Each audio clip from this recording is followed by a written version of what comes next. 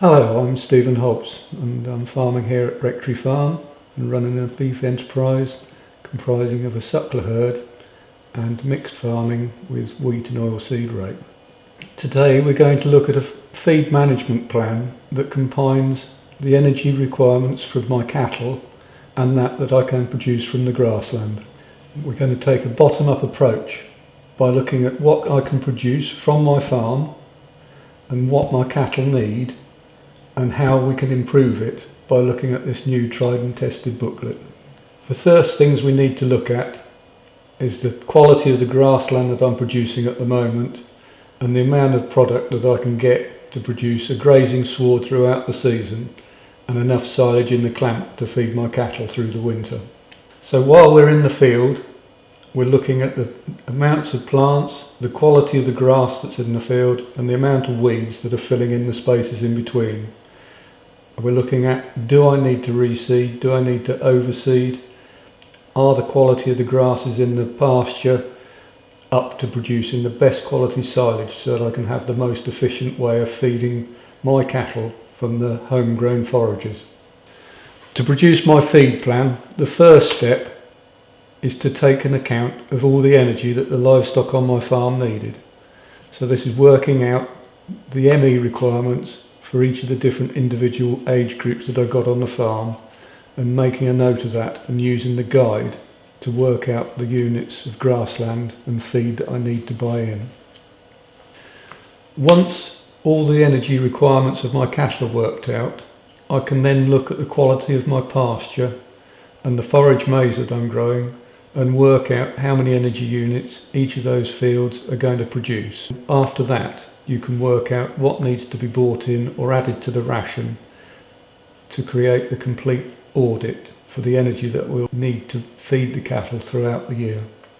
Once the energy audit is completed, I'm then going to speak to my nutritionist who will come along and work out the diet that needs to be produced to feed each of the individual pens and age groups of cattle that I have on the farm.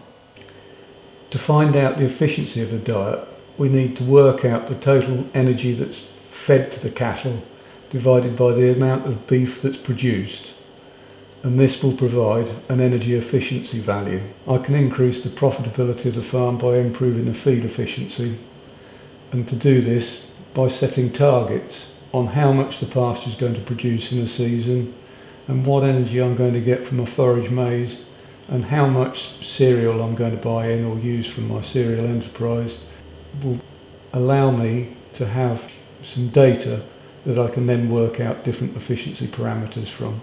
We're also balancing the feed inputs and feed nutrients that we're giving to our cattle, and we are limiting the amount of nitrogen and phosphate that may be lost through the digestive system. By having less nitrogen and phosphorus passing through the digestive system, we're having less deposits in the manure, which can be lost to the atmosphere or through to the groundwater through our soils. Once I've got my feed plan in place, I need to be able to monitor it to make sure that we're achieving targets that have been set. This I need to do by assessing the daily live weight gain of my cattle, which I can do by putting over the weigh crush I've got. For the suckler cows, I can monitor their performance by body condition scoring them and seeing whether they're going up a score or lowering a score and changing the diet accordingly.